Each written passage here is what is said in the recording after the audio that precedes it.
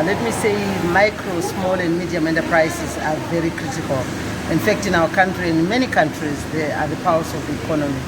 Manufacturing has become one of the biggest contributors to the GDP of this country.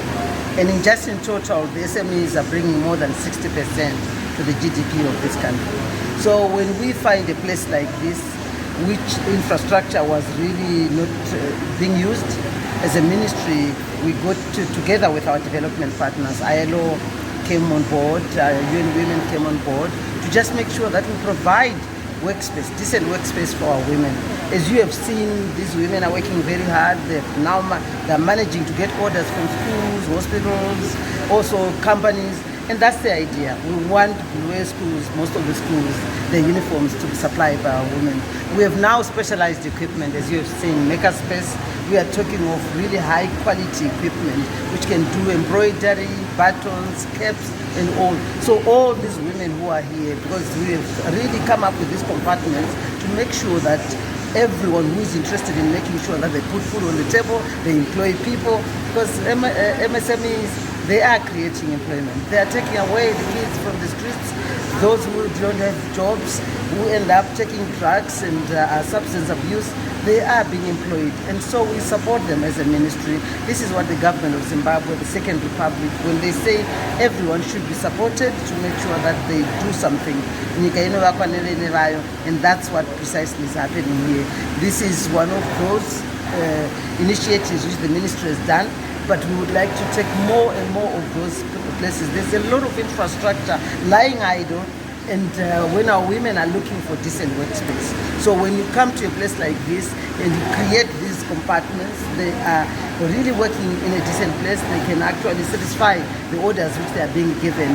And we will continue to work and ask the Ministry of Finance to work with the ministry and also the Ministry of Local Government, so that we identify all this idle infrastructure in the city of Bulawayo and many other cities, and convert them to companies like this. As you can see, this is a decent workspace. It's a place where everything is there, good ablutions, facilities, and that's what we need.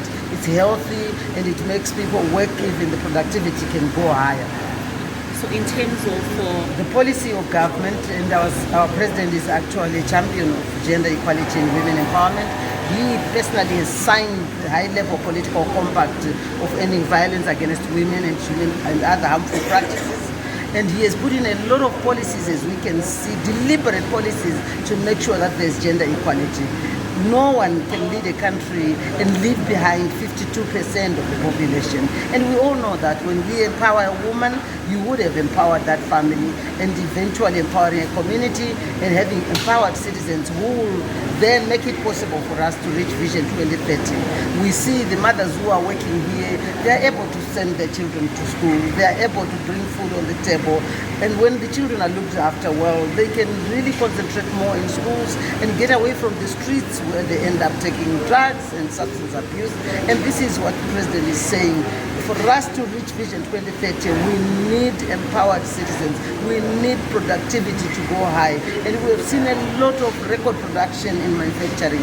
And these women at Makerspace are really playing a critical role in making sure that manufacturing goes to that high standard, where the Minister of Finance is actually saying manufacturing in this country has brought more than 15% to the GDP. And that is mostly coming from our SMEs. And when we talk about women empowerment, and SMEs, the importance of SME in our country, I just want you to know that 56% of the SMEs who are bringing 60% to the GDP of this country are women. So we are very proud of our women, and we want Bulawayo to really become big again. There's much more which the government is planning to do for Bulawayo, making sure that all the factories which have been closed, they are revived so that people can go back to work and the youth can be employed.